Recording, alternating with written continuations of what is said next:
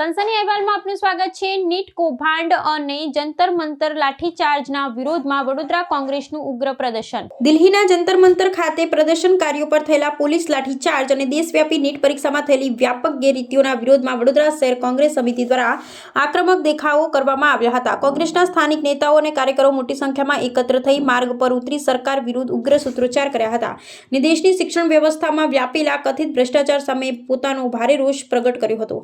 આ વિરોધમાં પ્રદર્શનમાં કાર્યકરોએ હાથમાં શિક્ષણ બચાવોના નારા સાથેના વિવિધ બેનરો અને પ્લેકાર્ડ્સ ધારણ કર્યા હતા। વિપક્ષી નેતાઓએ મેડિકલ પ્રવેશ પરીક્ષામાં થયેલા કૌભાંડમાં મોટા માથાઓની મિલીભગતનો સીધો આરોપ લગાવી અને કેન્દ્રીય શિક્ષણ મંત્રીના તાત્કાલિક રાજીનામાની મક્કમ માંગણી ઉઠાવી હતી। આ ઉપરાંત રાષ્ટ્રીય કક્ષાના પરીક્ષાઓમાં સંપૂર્ણ પારદર્શિતા સુનિશ્ચિત કરવા અને લાખો વિદ્યાર્થીઓના ભવિષ્ય સાથે છેડા કરનારા જવાબદારો સામે કડક કાર્યવાહી કરવાની પણ સખત હિમાયત કરવામાં આવી હતી।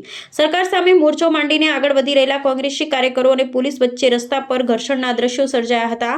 વિરોધ ઉગ્ર બનતા અને બેરિકેડ્સ નજીક પરિસ્થિતિ વણસતી જણાતા ઘટના સ્થળે તાત્કાલિક ધોરણે વધારાનું ચુસ્ત પોલીસ કાફલો તૈનાત કરી દેવામાં આવ્યો હતો। કાયદો અને વ્યવસ્થા જાળવવાના ભાગરૂપે રાવપુરા પોલીસ દ્વારા સ્થળ પરથી તમામ દેખાવકારો કાર્યકરોની અટકાયત કરવામાં આવી હતી, જેના પગલે વિસ્તારમાં થોડા સમય માટે તંગદિલીનો માહોલ છવાયો હતો।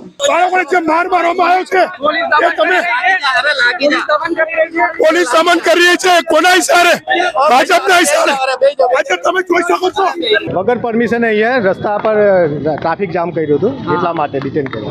પોલીસ લઈ ગયા છે, અત્યારે પછી જાય। પરવાનગી લીધેલી હતી સાહેબ એ લોકોએ? ના કોઈ પણ વિરોધ પ્રદર્શન કરી રહ્યા હતા એ લોકો શું કરતા હતા? વિરોધ પ્રદર્શન કરતા હતા, એટલે ટ્રાફિકને અડચણ થતું હતું એટલે ડિટેન કર્યા છે।